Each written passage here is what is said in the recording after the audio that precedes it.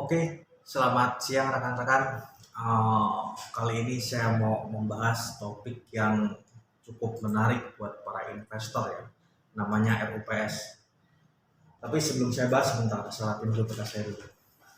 Berantakan banget ini.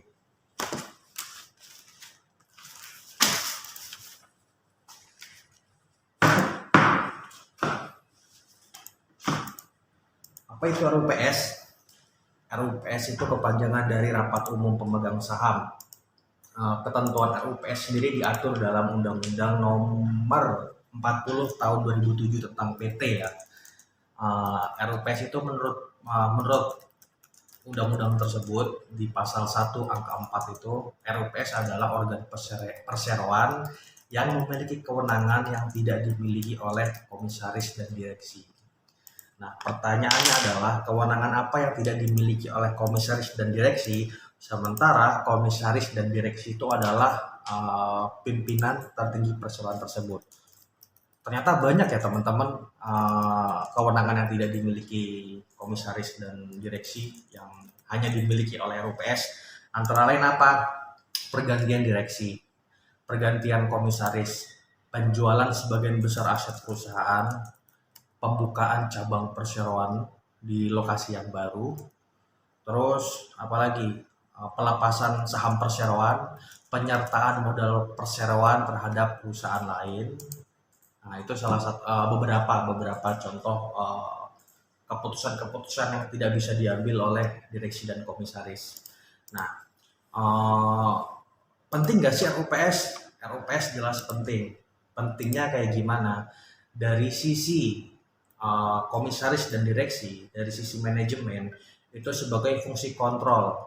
Artinya, dalam menjalankan usaha perseroan, komisaris dan direksi itu tidak bisa serta-merta menjalankan perseroan tersebut, tapi ada fungsi kontrol yang dimiliki oleh RUPS. RUPS itu kendalinya dipegang oleh pemegang saham. Itu dari sisi manajemen. Nah, dari sisi pemegang saham itu sendiri bagaimana? Ya sama pentingnya. Pentingnya pertama ya sebagai fungsi kontrol terhadap perusahaan yang dimiliki sahamnya oleh para pemegang saham. Nah, terus apalagi itu pertama. Kedua adalah untuk perusahaan publik ya yang sudah TBK itu sebagai media untuk bersilaturahmi. Artinya pemegang saham publik bisa bertemu langsung dengan direksi perseroan, komisaris perseroan ya pada saat RUPS itu sendiri. Itu dua. Terus yang ketiga apa? Yang ketiga adalah sebagai media saling bertemu para pemegang saham untuk perusahaan publik ya. Artinya biasanya begitu ada RUPS perusahaan TBK, itu beberapa pemegang saham akan muncul di satu forum. Akhirnya mereka bisa saling bertukar, bisa ketemu, bisa saling bertukar informasi, bahkan bisa saling bertukar peluang terkait bisnis. Itu yang ketiga. Terus apalagi yang keempat? Nah, biasanya untuk perusahaan publik itu dia sebagai sarana pamer di media sosial. Wah, ikut ini nih, ikut RUPS PT Bank Mandiri, ikut RUPS PT yang TBK misalnya Bank Mandiri, BRI,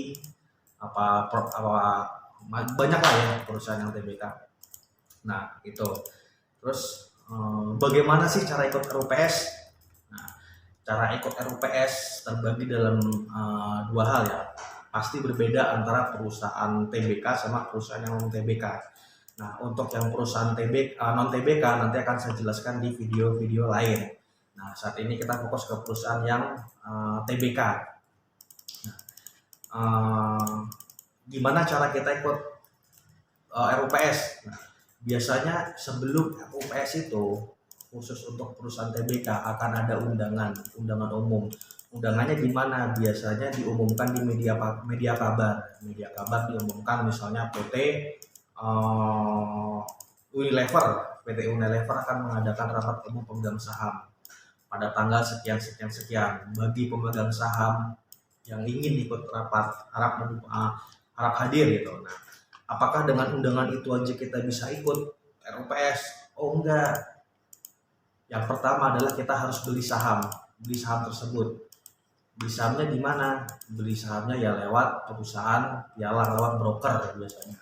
Beli saham lewat broker biasanya itu H-2 sebelum pembukuan. Artinya ketika H-2 kita udah punya saham, kita udah bisa ikut RUPS.